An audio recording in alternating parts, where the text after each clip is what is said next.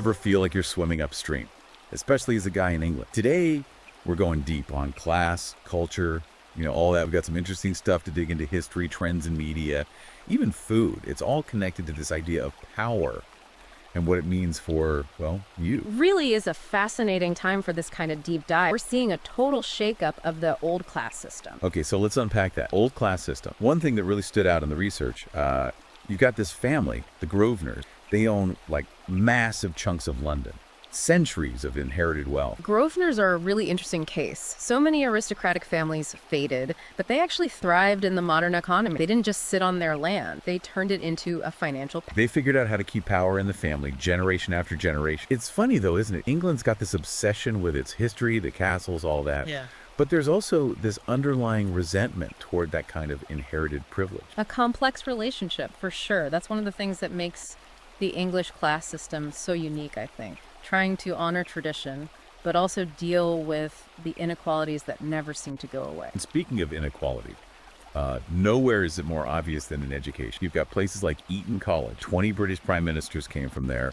The tuition is insane, and it's clearly a pipeline to the top. It's not just the tuition, though. It's the whole culture they cultivate. The accent, the vocabulary, the connection. It's like a secret handshake to get into elite circles. So it's not just what you learn, it's how you learn it and who you're with while you're learning it. It perpetuates this kind of, cultural dominance that's almost impossible to break. Exactly. And that brings us to a really important question. How much social mobility is actually possible in a system like that? I mean, we see similar dynamics, maybe on a smaller scale, in the gap between state schools and rich areas and poor areas. It's almost like starting a race with a handicap. And then on top of that, you've got how the media portrays different classes, the stereotypes, the narratives. It just reinforces the divisions, right? Absolutely. Media is incredibly powerful. It's a mirror of society, but it also shapes how we see things. Take how crime is reported, for example. Middle-class crime, it's often framed as a tragedy. Working-class crime, it's almost expected. Like, it's just the environment they come from. Like, there's this assumption about certain groups that they're just predisposed to certain behaviors, which just feeds into existing bias. Exactly. And those biases have consequences. Sentencing disparities, victim blaming, even the way masculinity is portrayed. Working class men, they're often either thugs or helpless victims. And then you've got this whole idea of the new man, sensitive, in touch with his feeling. But isn't that new masculinity just another pressure? I mean, maybe even harder for working class guys who don't have the resources for therapy, self-care, all that. It's a really good point. Evolving expectations around masculinity can be a good thing, sure. They challenge the old toxic definitions of what it means to be a man. But they also create new pressures, especially for those who don't have the social or economic capital to deal with them. It's like asking guys to play by new rules on a playing field that's still totally uneven. And ties back to something else we talked about, that sense that traditional masculinity is under threat. Did you see this in the Brexit vote, for example? A lot of working class men felt ignored by the elite. Right. Brexit was definitely a symptom of deeper anxieties and frustration. It exposed the cracks in our society, the growing gap between those who benefit from globalization and those who feel left behind. And for a lot of working class men, that feeling of being left behind, it's tied to their role in society, their identity as men. So you've got economic shifts, changing ideas about masculinity, this underlying cultural unease. It's a recipe for unrest, isn't it? And one of the areas where this is playing out is food culture. You've got the chav diet at one end, which has become this shorthand for a working class taste, and then this rise of sustainable luxury, almost a status symbol for the elite. Food is never just about what you eat, is it? It's about identity, culture, access. The chav diet, it's often mocked, but you have to understand the context. When fresh, healthy food is too expensive or just not available in your neighborhood, well, people turn to cheaper, processed options. Yeah, I'm not saying a love for turkey Twizzlers means you're in a certain class, but it might say something about your food priority. But jokes aside, makes a good point. Judging someone's food choices without understanding their circumstances, it's not just insensitive, it misses the bigger picture. I completely agree. We have to move past those simplistic stories and look at the systemic factor. Why are certain communities food deserts? How does income affect what people eat? Those are the questions we need to be asking. Then at the other end of the spectrum, you've got this sustainable luxury trend. Ethically sourced, organic, locally grown. Yeah. It's almost like a way for the wealthy to signal their virtue, isn't it? It's really interesting, isn't it? Food as a way to show class distinction. It's not just about what you can afford, but the values you're showing through your consumption. Like a whole new level of sophistication in how class is performed and expressed. But it's not all doom and gloom, is it? You've got these incredible initiatives popping up, food co-ops, community gardens, bringing people together around food. And those initiatives are doing so much more than just providing food. They're building community, fostering connections, challenging that isolation that often comes with poverty. It's a reminder that even in a system that can feel rigged, there are people working to make things fairer. And speaking of systems, we can't ignore technology. The internet was supposed to level the playing field, but it seems like it's just created new forms of inequality, hasn't it? Absolutely. The digital divide is a very real problem. Access to tech, digital literacy, even having a strong online presence. These are all becoming new markers of class. It's like there's a whole new rule book to learn, a new language to speak, just to succeed in the world today. And those who don't speak that language, well, they get left behind. And that's where the gig economy comes in. Sure, it's created opportunities for some, but for many it's just exploitation and instability. People juggling multiple jobs, long hours, no benefits, no security. A recipe for burnout, isn't it? Pushing people to their limits. But there are glimmers of hope, even in the tech world, right?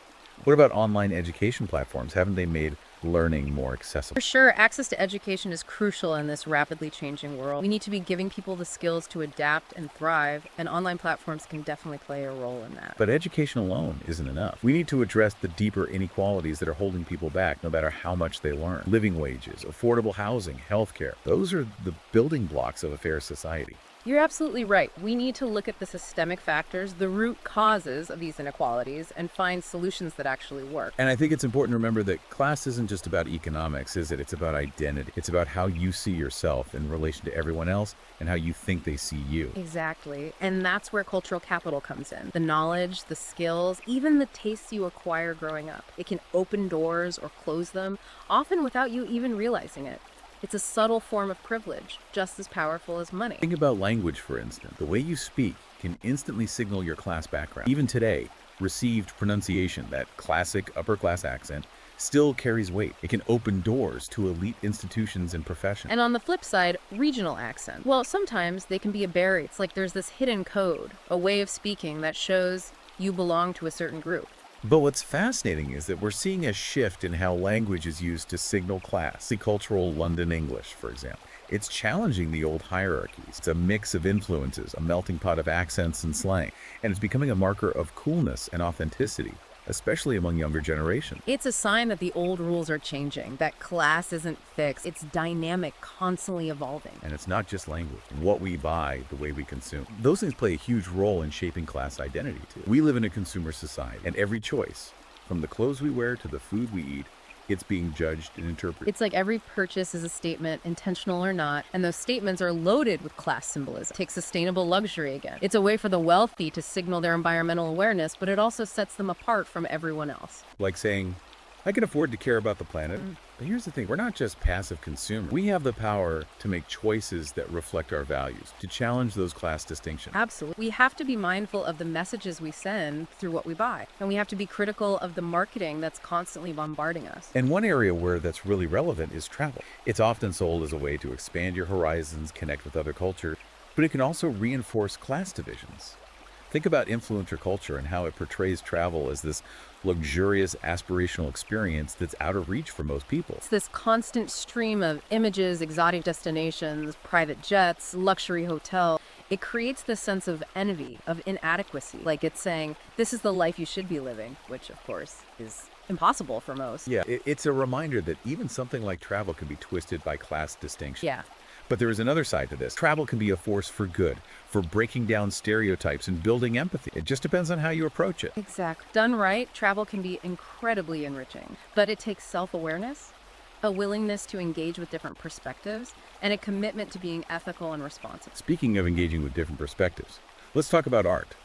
Art's always been a powerful way to comment on society, to critique it, and it feels especially relevant now with inequality on the rise. Art can absolutely challenge the status quo. It can spark conversations, inspire action. It can give a voice to the voiceless and expose the hypocrisy of those in power. Think of Banksy, for example. His work is often satirical, subversive, but it's rooted in this deep sense of social justice. He's brilliant at exposing the absurdity of class and privilege. But art's not just about protest, right? It can also be a source of beauty, inspiration, and connection. It can bring people together across class lines, create this sense of shared humanity. For sure. Public art installations, for instance. They can transform a city, spark conversations, and create a real sense of community. Think of the murals that have been popping up everywhere, often created by local artists, reflecting the stories and experiences of the people who live there. It's like taking ownership of your space, telling your story, challenging the often elitist narratives of traditional art institutions.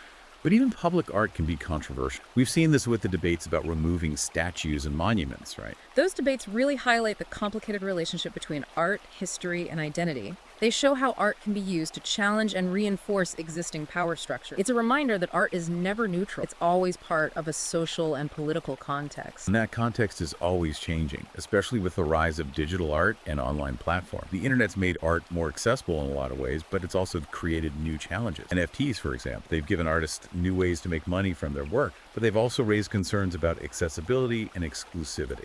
It's a reminder that the art world, like everything else, is being shaped by technology and globalization, and those forces often make existing inequalities even worse. We definitely have to be mindful of those dynamics as we navigate the changing landscape of art and culture. We need to support artists from all backgrounds, promote inclusivity, and challenge the gatekeepers of the art world. Absolutely. But art can't do it alone. We need to address the systemic inequalities that limit people's opportunities, no matter how talented they are. Education, housing, healthcare. These are the foundations of a just society. You're absolutely right. It's about creating a society where everyone has the chance to thrive, regardless of their background, where class isn't a barrier to success, but a source of diversity and strength. Okay, so we've talked about the problem. What about solution? What can we actually do to challenge these systems that perpetuate inequality? Well, it starts with education. We have to teach children about the history of class, about how these divisions are created and maintained, and we need to help them develop critical thinking skills so they can challenge those systems. But education can't just be about facts and figures. It needs to be about empathy, about understanding, helping kids see the world through someone else's eyes, walk in someone else's shoes. Exactly. And that requires exposure to different perspectives, different cultures, different ways of life, breaking down the barriers that separate us, both physical and psychological. So it's not just about what's taught in the classroom. It's about the experiences we provide, the opportunities for real connection and understanding. Precisely. And community engagement is a big part of that. We need to create opportunities for people from different backgrounds to come together, share their experiences, and work towards common goals. Things like community gardens, for example. Yeah. They're not just about growing food. They're about building relationships, fostering a sense of shared responsibility. And that can be incredibly powerful. It's an antidote to the isolation and division that so often come with class society. Absolutely. Yeah. But we also need to address the economic inequalities at the root of the class system. Right. We need to create a more just economic system, one that rewards hard work and gives everyone a decent standard of living. You're right. That means raising the minimum wage, strengthening unions, investing in public services. And closing the tax loopholes that allow the wealthy to avoid paying their fair share. It's about creating a system where everyone contributes to the common good and where everyone benefits from economic prosperity. You're spot on. But it's not just about economics, is it? It's about power.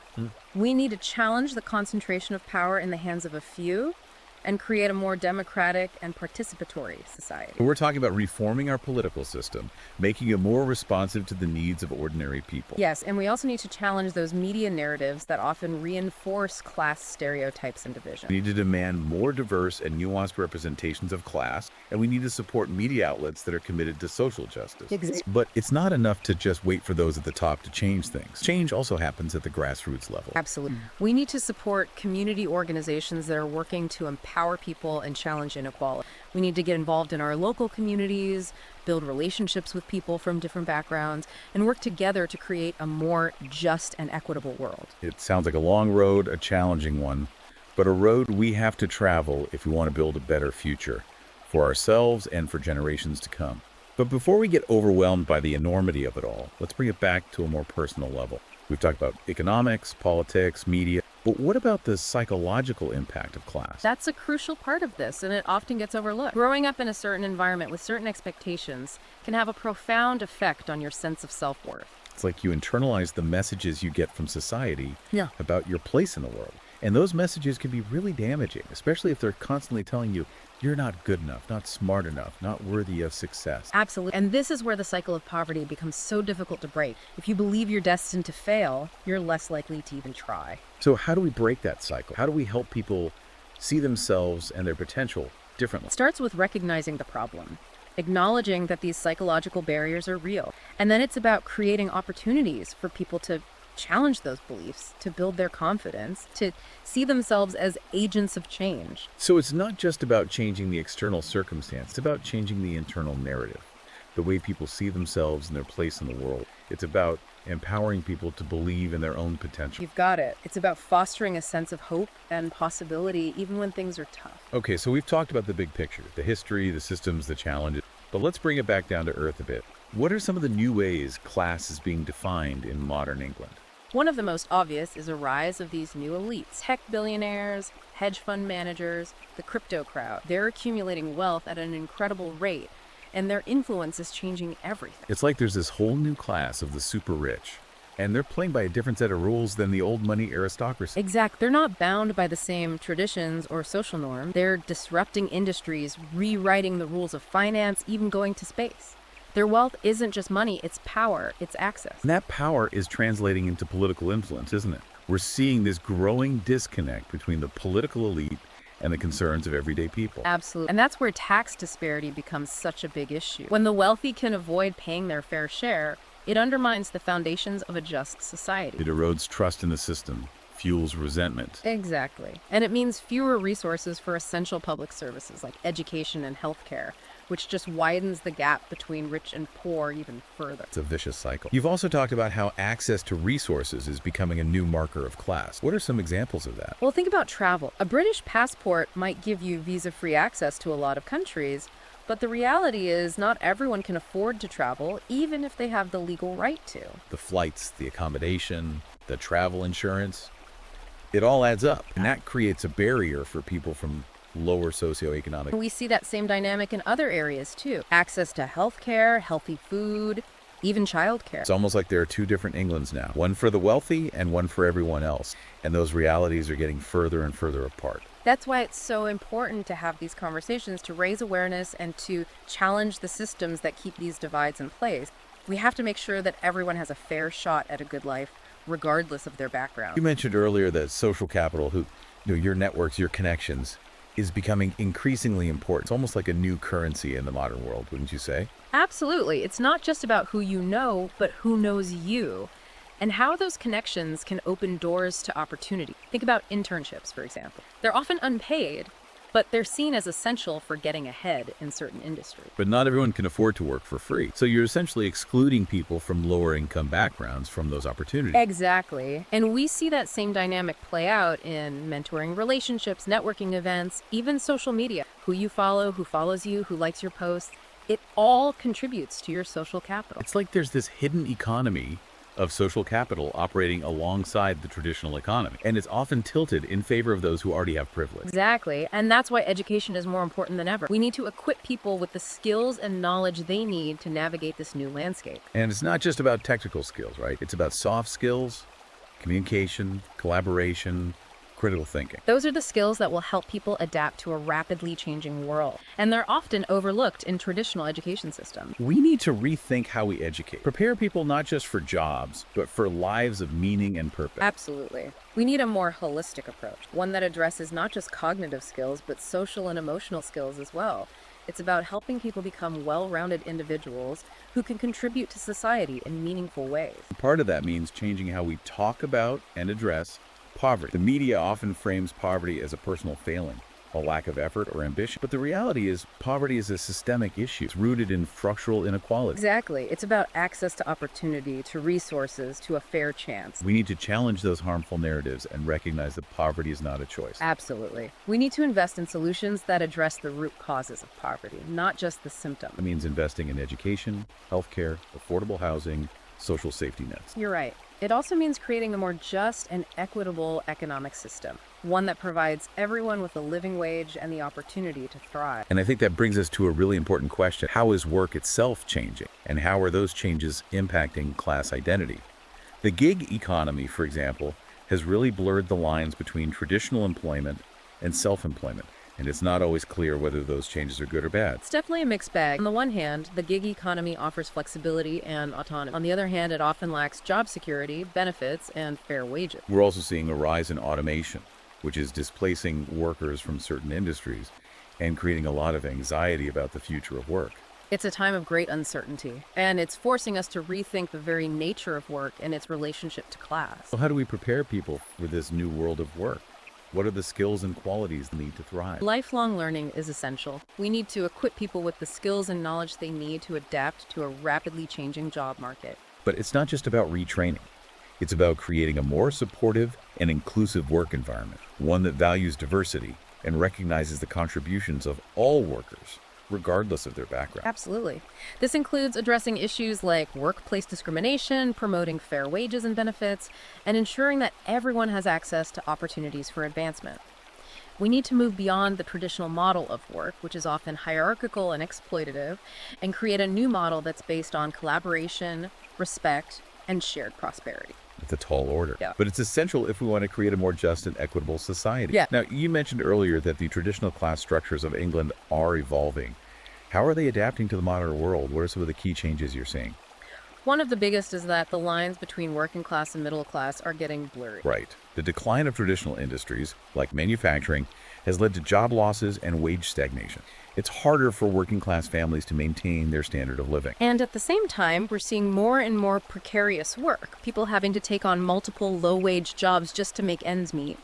It's created this feeling of economic insecurity and anxiety, even among people who used to think of themselves as middle class. It's like the ground is shifting beneath our feet, and it's hard to know where you stand anymore. What other changes are you noticing? Another big one is the growing importance of education as a marker of class. In the past, it was possible to move up in the world through hard work and determination, even without a formal education. But today, it feels like a university degree is almost essential for getting a good job. That's right. And that creates a barrier for people from lower income backgrounds. They often face financial and social obstacles to going to university. So it's not just about hard work anymore. It's about having the right qualifications, which of course are often tied to your social background. Exactly. We're also seeing a shift in how class is expressed through cultural consumption. Interesting. So you're saying it's not just about the material possessions anymore. The Yeah. cars, the houses, the clothes. Right. In the past, class distinctions were often signaled through those kinds of things. But today, class is increasingly expressed through less tangible things, like taste, knowledge, and experience. Give me an example of what you mean.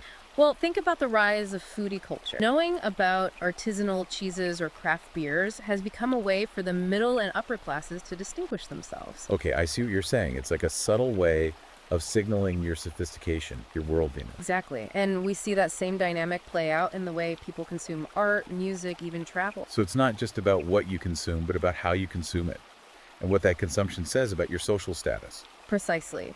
These subtle markers of class can be hard to spot, but they're just as powerful as those more overt displays of wealth that were common in the past. Look like a whole new language of class is emerging, one that's more nuanced and harder to decipher. Exactly. And that's why it's so important to pay attention to these subtle cues to understand how class is being performed and reproduced in everyday life. So it's not just about the big structural forces, but also about the small, everyday interactions that shape how we see ourselves and others. Exactly. Class is everywhere, even if we're not always aware of it. And one of the places where it's perhaps most influential is in the realm of family. We can't talk about class without acknowledging the impact of family dynamics, right? Absolutely. Family structures are changing, and those changes are having a profound impact on how class is transmitted across generations. For instance, divorce rates are high, which can destabilize families and make it harder for children to achieve upward mobility. And we're also seeing a rise in single-parent households and same-sex couples, which are challenging traditional notions of family and creating new dynamics. And of course, family income plays a huge role in shaping a child's opportunities, from access to education, to extracurricular activities, to social networks. You're right. And family values and attitudes also play a crucial role in shaping a child's sense of self-worth and their A aspirations. child raised in a family that values education and hard work is more likely to succeed than a child raised in a family that struggles with poverty and instability. Exactly. So it's not just about the material resources a family has, but also about the values and beliefs they instill in their children. Exactly. Family is a powerful force in shaping a child's trajectory in life. Okay, so we've covered a lot of ground here, and it's clear that the landscape of class and culture in England is complex and ever evolving. There are definitely many challenges, but also some glimmers of hope. What are some of the things that give you optimism about the future of class in England? What makes you think that we can create a more just and equitable society? Well, I'm encouraged by the growing awareness of these issues. People are starting to talk about class more openly and honestly, and that's the first step towards change. Right, we can't address a problem if we don't acknowledge it exists. Exactly. We're also seeing a rise in activism and social movements, with people from all walks of life coming together to demand a more just and equitable society. There's a sense that people are waking up to the injustices of the current system and are willing to fight for change. That's right. And even technology, while it can exacerbate inequality, also has the potential to be a force for good. How so? Think about how social media is being used to connect people, raise awareness, and organize for change. It's a powerful tool that can be used to challenge the status quo and create new possibilities. That's a great point. And beyond those large-scale forces, I'm also heartened by the resilience and creativity of the human spirit. We're seeing people find innovative ways to adapt to the challenges of the modern world, from creating new forms of work to building stronger communities. You're right. There's a spirit of innovation and a willingness to experiment that gives me hope for the future. And I think it's important to remember that the future of class in England is not predetermined. It's up to us to shape it. It's a reminder that we're not passive bystanders in this story. We have agency, we have a voice, and we can choose to create a different future. Absolutely. The choices we make today will determine the kind of society we leave for future generations. Okay, so we've talked about the past, the present, and the potential for the future. But let's get a little more specific about some of the areas where class is playing out in really fascinating ways. One area that intrigues me is the realm of leisure and recreation. Leisure activities have always been a marker of class, from the sports we play to the holidays we take. That's right. But technology is changing how we spend our free time, blurring the lines between traditional forms of leisure and creating new possibilities. For example, Well, think about the rise of online gaming. It's a form of leisure that can be enjoyed by people from all walks of life, and it's created a new community that transcends traditional class boundaries. but there's also a risk that technology could exacerbate existing inequalities in access to leisure. Right, that's a good point. For example, if you don't have a reliable internet connection or the latest gaming console, you're likely to be excluded from certain online communities and It's like a new form of digital divide, only this time it's about access to fun and recreation. Exactly. And we need to be mindful of these dynamics as we navigate the evolving landscape of leisure and recreation. Another trend I've noticed is the growing awareness of the importance of work-life balance. People are increasingly recognizing the need to prioritize their well-being and to find activities that bring them joy and fulfillment outside of work. That's a positive development. It can help break down the rigid boundaries that have traditionally separated work and leisure. And it can also create opportunities for people from different backgrounds to connect and build relationships. Think about community sports leagues, for example. They bring people together from all walks of life, fostering a sense of camaraderie and shared purpose. Absolutely. And those kinds of connections can be really valuable, especially in a society that's becoming increasingly fragmented. We need to create more spaces like that where people can come together and enjoy leisure activities in a way that transcends class divisions. But it's not just about creating new spaces. It's also about challenging the existing structures that often limit access to leisure. For instance, the high cost of many leisure activities, like gym memberships or holidays. Exactly. We need to make sure that leisure isn't just a luxury for the wealthy, but something. That's right. We need to make sure that leisure isn't just a luxury for the wealthy, but something that everyone can enjoy. And that might mean rethinking how these activities are funded and supported, maybe through public investment or community initiative. You're right. We need to think outside the box and find solutions that work for everyone. One of the most powerful examples of how leisure can actually challenge class divisions is in the world of sports. Sports have always had this ability to bring people together no matter what their background is. It's true. Think about how football unites fans from all walks of life. You've got people from all different social classes cheering for the same team, sharing that passion and camaraderie. Yeah, it's like all those divisions just melt away. Exactly. But at the same time, sports can also be a reflection of those very divisions. Certain sports tend to be associated with the elite, while others are seen as working class pursuits. Right. Golf has always had that image of being a sport for the wealthy, while football is often seen as a working class game. And those perceptions can really shape opportunity. Exactly. If you grow up in a working class family, you might not even consider taking up golf because it's just not part of your world. And on the flip side, someone from a wealthy background might not see the value in playing football. So those assumptions, those cultural perceptions can really limit people's choices and opportunities. Absolutely. We need to challenge those stereotypes and create a more inclusive sporting culture, one that recognizes the value of all sports and makes them accessible to people from all backgrounds. And that's not just about providing access to facilities and equipment. It's about changing attitudes and perception. You're spot on. We need to show young people that they can pursue any sport they're passionate about, regardless of their background. Absolutely. Now, are there any sports emerging that are actually breaking down those traditional class barriers? We're seeing some really interesting developments in that area. Parkour, for example, has become incredibly popular in recent years. Parkour, that's the one where people are jumping over walls and doing all those crazy acrobatic moves, right? Exactly. It emerged from the urban streets of France and has spread all over the world. So it's got this kind of edgy, rebellious vibe. Exactly. And it's attracted a really diverse group of people from all different backgrounds. It's not seen as a sport for the elite or for the working class. It's just for anyone who's passionate about movement and pushing their limits. I love that. It's like it's creating its own subculture, its own community that's not defined by traditional class boundaries. Exactly.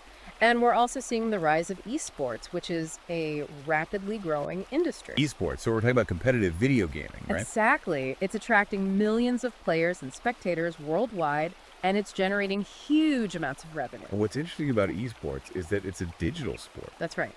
So in theory, it's accessible to anyone with an internet connection. It doesn't matter where you come from, what your background is, or how much money you have. If you've got the skills, you can compete. That's really interesting. It's like esports is creating a new level playing field where success is determined by talent and strategy, not by your social background. Exactly. And that's really exciting. It shows that it's possible to challenge the traditional hierarchies in sports and create new opportunities for people from all walks of life. I think what's really powerful about these new forms of sports is that they're not only challenging the traditional hierarchies, but they're also creating new opportunities for social mobility.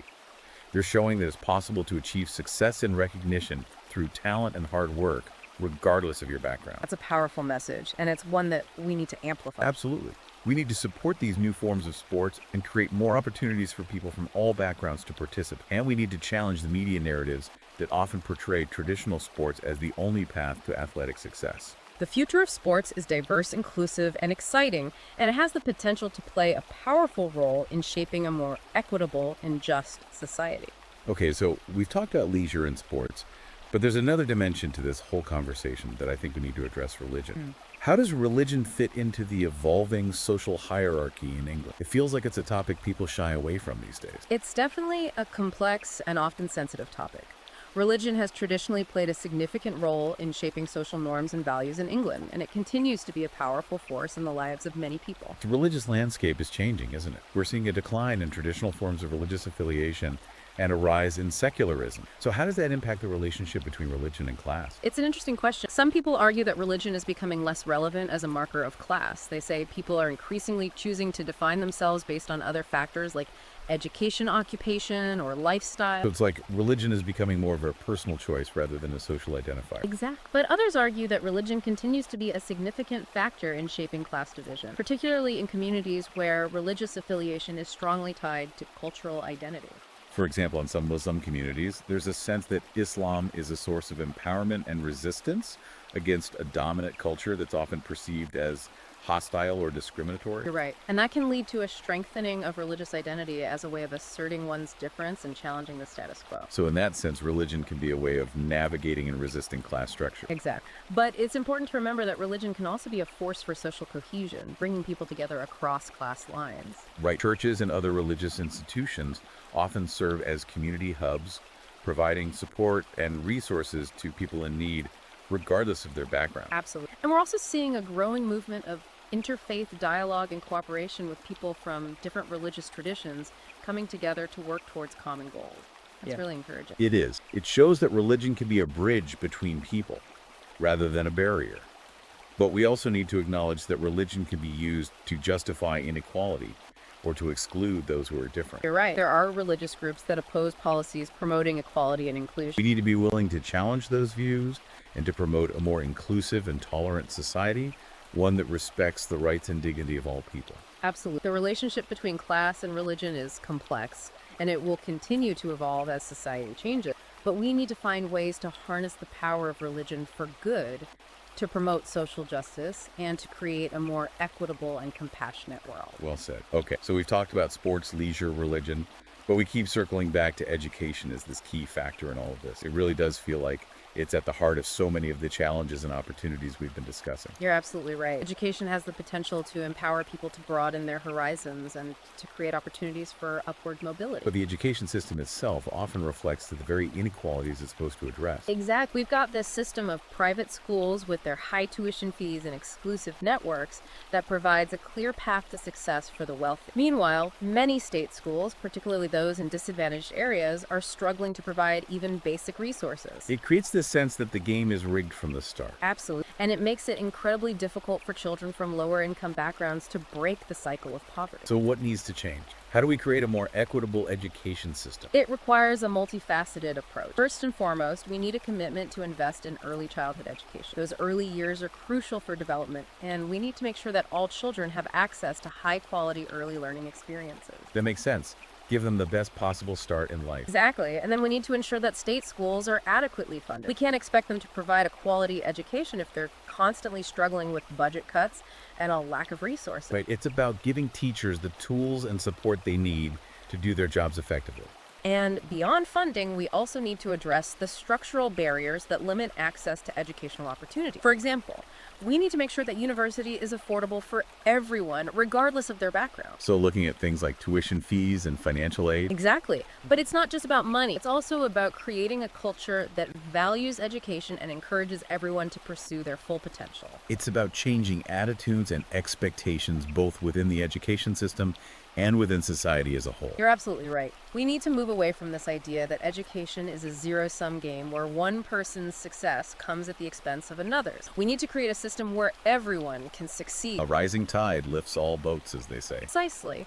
And I think it's important to remember that education isn't just about acquiring knowledge and skill. It's about shaping the kind of society we want to live in. If we want to create a society that's fair, just, and inclusive, we need to start by investing in education for all. Beautifully said. Okay, so education is key. But we also need to talk about the role of the media in shaping perceptions of class. The media has this incredible power to influence public opinion, and it's not always used responsibly. You're absolutely right.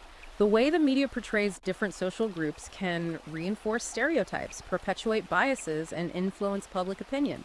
For example, the working class is often depicted as lazy, uneducated, and prone to criminal behavior, while the upper class is often portrayed as sophisticated, intelligent, and successful. Exactly. And those narratives are incredibly damaging. They create this us versus them mentality that divides society and makes it harder to address the underlying issues of inequality. So what can we do about it?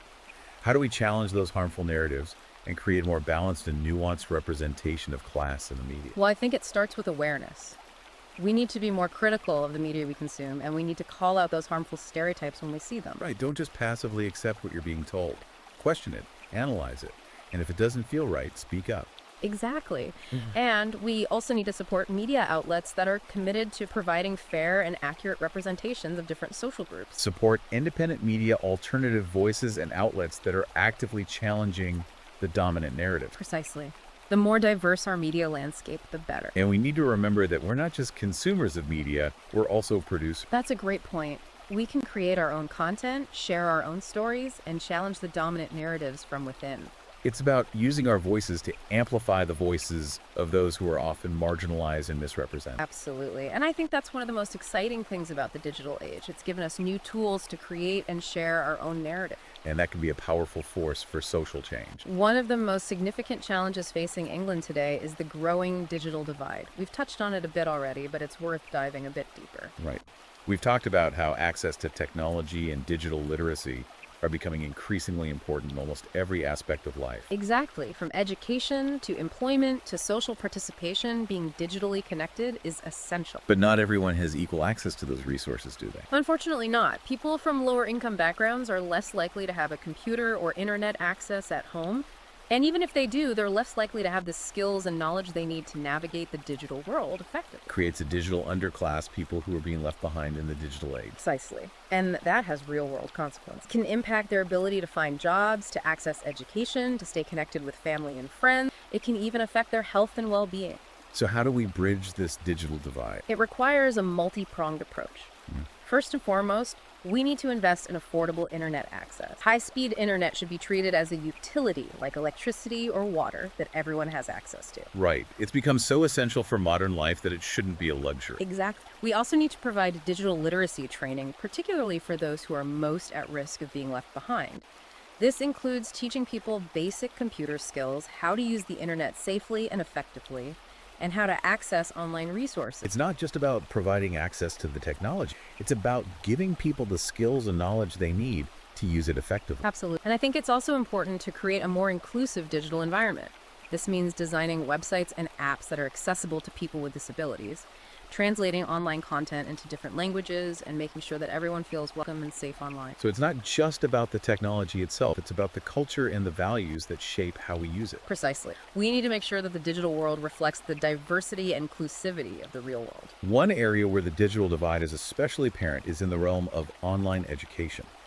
We talked earlier about how online learning platforms can make education more accessible and affordable, but they can also exacerbate existing inequality. Absolutely. If you don't have a reliable internet connection or a quiet place to study, it's going to be incredibly difficult to succeed in an online course. And we also need to be mindful of the quality of online education. Yeah. Not all online courses are created equal. That's right. There's a risk that some online courses will become a cheap alternative to traditional education, providing substandard learning experiences that don't adequately prepare students for the workforce. So how do we ensure that online education is high quality, accessible, and affordable for everyone? It's a complex challenge, but I think it starts with setting clear standards for online courses. We need to make sure that they're rigorous, relevant, and taught by qualified instructors. We also need to provide support for students, such as access to tutors, mentors, and technical assistance. And we need to make sure that online learning is affordable for everyone, regardless of their income. It's about creating a level playing field in the digital world of education. Exactly. And I think it's also important to remember that online learning is not a replacement for face-to-face interaction. Right. It's a valuable tool, but it's not a silver bullet. Exactly. We need to find ways to blend online learning with traditional forms of education to create a more holistic and engaging learning experience. Okay, so we've talked about the digital divide in online education. Now let's shift gears a bit and talk about something that affects us all, the relationship between work and leisure. It feels like technology has really blurred the lines between our professional and personal lives. It absolutely has. We're constantly bombarded with emails, notifications, and messages. It's hard to switch off and truly relax. It's like work is constantly creeping into our leisure time. Exactly. Yeah. And that can lead to burnout, stress, and a decline in both our mental and physical health. So how do we reclaim our leisure time in this hyper-connected world? Right. How do we create boundaries between work and life? It's a challenge, but it's essential. We need to set limits on our work hours to create dedicated time for leisure activities and to make a conscious effort to disconnect from work when we're not on the clock. Easier said than done, right? It definitely takes effort, but it's worth it. Our health and well-being depend on it. Technology, while it's part of the problem, can also be part of the solution. That's right. We can use technology to help us manage our time more effectively, to schedule breaks and to connect with friends and family. And there are also new forms of leisure emerging thanks to technology. Exactly. Think about online gaming, for example. It's become a global phenomenon, connecting people from all over the world and creating new communities.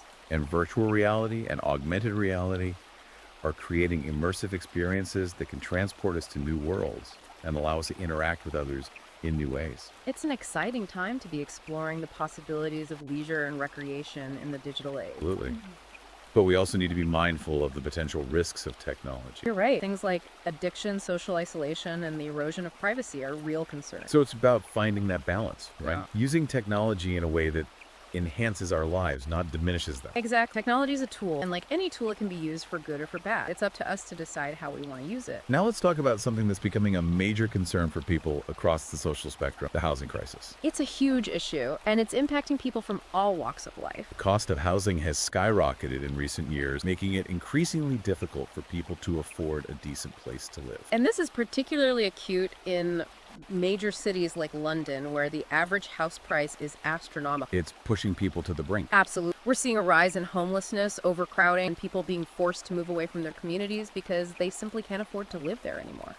So what's driving this housing crisis? It's a complex issue with a number of contributing factors. One factor is population growth. More people means more demand for housing. Right, supply and demand. Exact. But we're also not building enough affordable housing. And there's been a rise in buy-to-let investors who are snapping up properties and driving up prices. This has created a situation where housing is increasingly treated as an investment rather than a basic human need. So it's not just about having a roof over your head, it's about having a safe, stable, and affordable place to call home. You're right. And the housing crisis is having ripple effect throughout society. It's impacting people's health, their well-being, their relationships, their job prospects. It's a crisis that's affecting everyone directly or indirectly. So what can be done about it? What are the solutions? We need to invest in affordable housing. We need to regulate the private rental sector to make it fairer for tenants. And we need to create a more equitable housing market that prioritizes people over profit. These are big systemic changes, but they're essential if we want to create a society where everyone has access to decent and affordable housing. Absolutely. The housing crisis is a symptom of a deeper problem and the growing inequality in our society. We need to address the root causes of this inequality, such as low wages, precarious work, and the concentration of wealth in the hands of a few. You're right. We need to create an economy that works for everyone, not just the privileged few. Okay, so we've talked about the housing crisis and the need for a more just and equitable economy. Now let's talk about something a bit more lighthearted: food culture. Ah, yes, food. One of the great pleasures in life.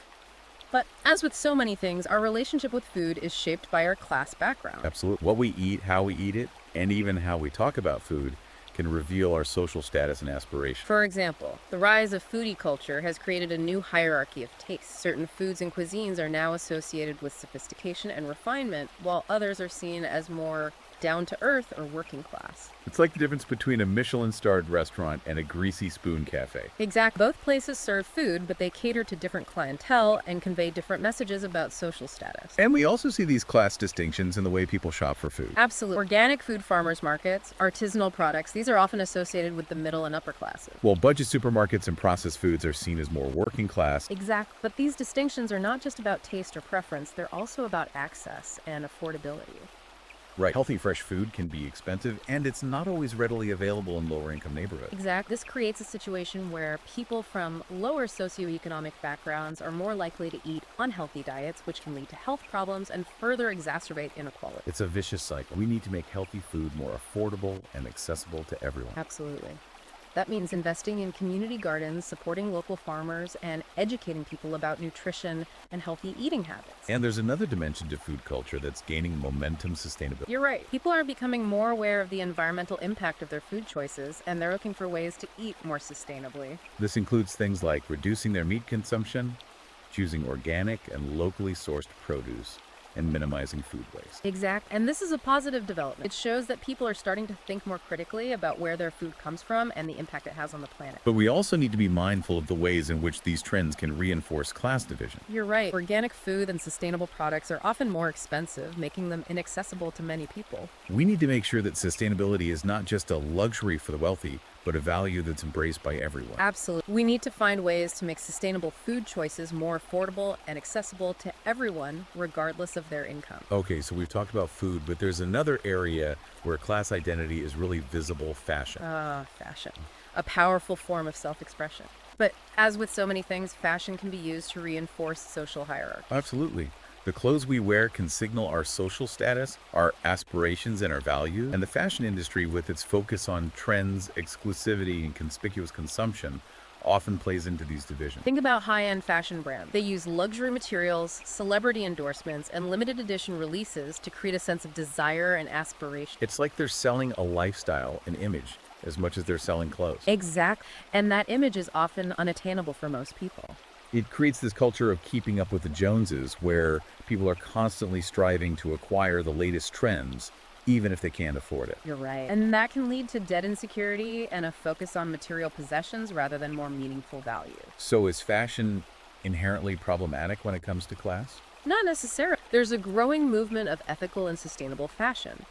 Designers and brands are focusing on using eco-friendly materials, fair labor practices, and local production. That's encouraging. It sounds like they're trying to change the industry from within. Exactly. And we, as consumers, have a role to play as well. By making conscious choices about the clothes we buy, considering not only the style and price, but also the ethical and environmental impact. Precisely. We have the power to support brands that are aligned with our values and to reject those that perpetuate harmful practices. Fashion has the power to be a force for positive change, but it's up to us to demand better and to create a more just and equitable fashion system. Now let's shift our focus to a very public space: where class dynamics often play out public art. Public art has the power to transform urban spaces, to inspire creativity, and to foster a sense of community. But it can also be quite controversial, can't it? It absolutely can, especially when it comes to questions of representation, ownership, and access. We've seen this recently with the debates over the removal of statues and monuments that commemorate figures from England's colonial past. Those debates highlight the complex relationship between art history and identity. They show how public art can be used to both celebrate and challenge the status quo. So how do we approach public art in a way that's thoughtful, inclusive, and meaningful? I think it starts with recognizing that public art is not neutral. It always carries a message, whether it's intended or not.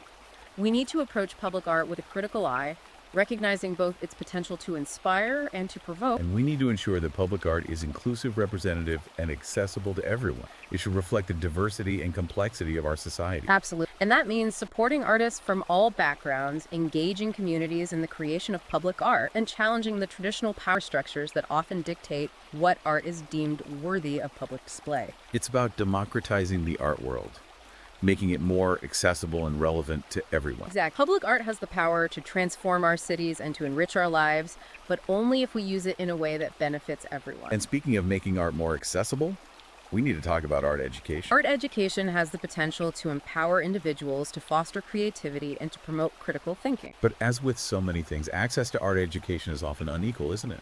And unfortunately, yes. Children from wealthier backgrounds have more opportunities to participate in arts programs, to visit museums, and to develop their artistic talent. And that perpetuates the cycle of privilege, doesn't it? It absolutely does. We need to make art education more accessible to everyone, regardless of their background. So how do we do that? It requires a commitment to investing in arts programs in state schools. We need to provide scholarships and financial support to talented students from low-income backgrounds. And we need to create more opportunities for community engagement in the arts. It's about making art a part of everyone's life, not just a privilege for the few. Exactly. Art education is not just about creating artists. It's about creating well-rounded individuals who are able to think critically, to express themselves creatively, and to appreciate the beauty and diversity of the world around them. And speaking of the art world, the digital age is having a profound impact on how art is created, shared, and consumed. That's right. Online platforms are creating new opportunities for artists to showcase their work, to connect with audiences, and to build careers. But those platforms also present new challenges, don't they? They absolutely do. Things like algorithms that determine what art is seen by the public, the proliferation of fake art and plagiarism, and the commodification of art through platforms like NFTs. So it's a mixed bag. Exactly. We need to navigate these challenges carefully, ensuring that the digital world enhances the art world, not diminishes it. And how do we do that? By supporting artists, promoting ethical practices, and fostering a culture of appreciation and respect for art in all its forms. It's about recognizing that art is essential for our well-being, our creativity, and our sense of shared humanity. You're absolutely right. Now let's circle back to something we touched on earlier, the role of sports in society. We talked about how sports can both reflect and challenge class division. But I think it's worth exploring this topic a bit further. I agree. Sports have this incredible power to bring people together, to transcend social and economic barriers, and to inspire us with stories of human achievement. But at the same time, sports can also be incredibly divisive, reinforcing existing inequalities and perpetuating harmful stereotypes. That's right. We see this in the way certain sports are associated with particular social classes, the way athletes from different backgrounds are treated by the media and the public, and the way money and power often influence the outcome of sporting events. So how do we reconcile these two sides of sport? How do we celebrate its unifying potential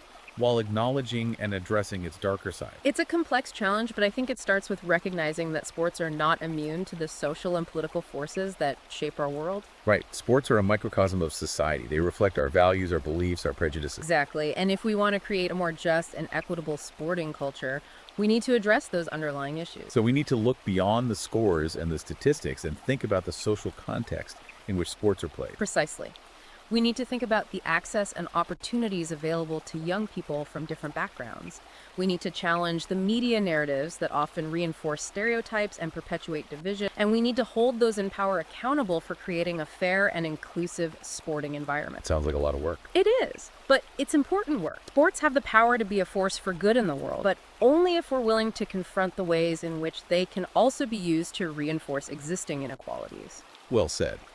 Now, I want to bring our focus back to the media and its role in shaping perceptions of class. We've already talked about the need for more diverse and nuanced representations of different social groups in the media, But I think it's worth exploring this topic a bit further. Absolutely. The media plays a crucial role in shaping how we understand the world, and it has a responsibility to portray different social groups fairly and accurately. But that doesn't always happen, does it? Often the media relies on stereotypes and cliches that reinforce existing biases and prejudices. You're right. We see this in the way working class people are often portrayed as lazy, uneducated, and prone to criminal behavior, while the upper classes are often depicted as sophisticated, intelligent, and successful. And these portrayals have real-world consequences, don't they? Absolutely. They can lead to discrimination, prejudice, and social exclusion. So how do we challenge these harmful narratives and create a more balanced and accurate representation of class in the media? I think it starts with awareness. We need to be more critical of the media we consume, and we need to call out those harmful stereotypes when we see them. Right. Don't just passively accept what you're being told. Right. Question it, analyze it, and if it doesn't feel right, speak up. Exactly. We also need to support media outlets that are committed to providing fair and accurate representations of different social groups. Support independent media, alternative voices, and outlets that are actively challenging the dominant narrative. Precisely. The more diverse our media landscape, the better. And we need to remember that we're not just consumers of media, we're also producers. That's a great point. We can create our own content, share our own stories, and challenge the dominant narratives from within. It's about using our voices to amplify the voices of those who are often marginalized and misrepresented. Absolutely. And I think that's one of the most exciting things about the digital age. It's given us new tools to create and share our own narrative. And that can be a powerful force for social change. Absolutely. Now, I want to touch on something that's been a recurring theme throughout our conversation, technology. We've talked about how technology can both exacerbate and mitigate class divisions, but I think it's worth exploring this tension a bit further. I agree. Technology is a double-edged sword. It has the potential to create incredible opportunities, but it can also reinforce existing inequalities and create new ones. For example, we've talked about the digital divide and how it's creating a new underclass of people who are excluded from the benefits of the digital economy. That's right. And we've also talked about how technology is changing the nature of work, creating both new opportunities and new challenges for workers. And we've discussed how technology is shaping our leisure time, blurring the lines between work and play, and creating both new forms of entertainment and new anxieties. So how do we navigate this complex landscape? How do we harness the power of technology for good while mitigating its potential harm? It's a big question, but I think it starts with being aware of the potential pitfalls. Absolutely. Yep. We need to be mindful of the ways in which technology can be used to reinforce existing inequalities. And we need to be proactive in using technology to create a more just and equitable society. That means investing in digital literacy programs, promoting affordable internet access, and supporting the development of ethical and inclusive technology. It's about making sure that everyone has the opportunity to benefit from the digital revolution, not just the privileged few. Exactly. And it's about using technology to empower people, to connect them with opportunities, and to create a more just and equitable world. Okay, so we've covered a lot of ground in this deep dive. We've explored the history of class in England, examined how it's evolving in the modern world, and discussed some of the challenges and opportunities we face in creating a more just and equitable society. It's been a fascinating and thought-provoking journey, to say the least. I agree. And it's clear that there's no easy answers or quick fixes, but I think the most important takeaway is that class is not destined. It's a complex and dynamic force that's constantly being shaped and reshaped by a multitude of factors. And we have the power to influence those factors, to challenge the status quo, and to create a more just and equitable world. It starts with awareness, with education, with action. Absolutely. And I think the sources you've shared provide a really valuable starting point for that journey. They offer insights, perspectives, and even concrete examples of how people are working to create change. From community initiatives to policy reforms to individual acts of kindness and compassion, there are countless ways to make a difference. What stood out to you from all this as a source of hope? For me, it's the stories of resilience and innovation. The people who are challenging the odds, creating new possibilities, and building a better future for themselves and their community. It's a reminder that even in the face of systemic challenges, human ingenuity and compassion can shine through. It's like a light in the darkness. It reminds us that change is possible, that a better world is within reach if we're willing to work for it. And that brings us back to you. If you could distill one key takeaway from this deep dive, something to carry forward, what would it be? I think it would be this: class is a powerful force, but it doesn't have to define us. We can challenge the systems that perpetuate inequality, and we can create a more just and equitable society. But it starts with each of us. It starts with the choices we make, the conversations we have, and the actions we take. Beautifully said. And if you're interested in exploring these themes further, I highly recommend checking out the full text. It's available on Amazon Kindle and Google Play Books. You'll find even more in-depth analysis and fascinating stories that will deepen your understanding of this complex and ever-evolving subject. Thanks for joining us on this deep dive. We'll be back soon with another fascinating topic to explore. Until then, keep questioning, keep learning, and keep pushing for a better world.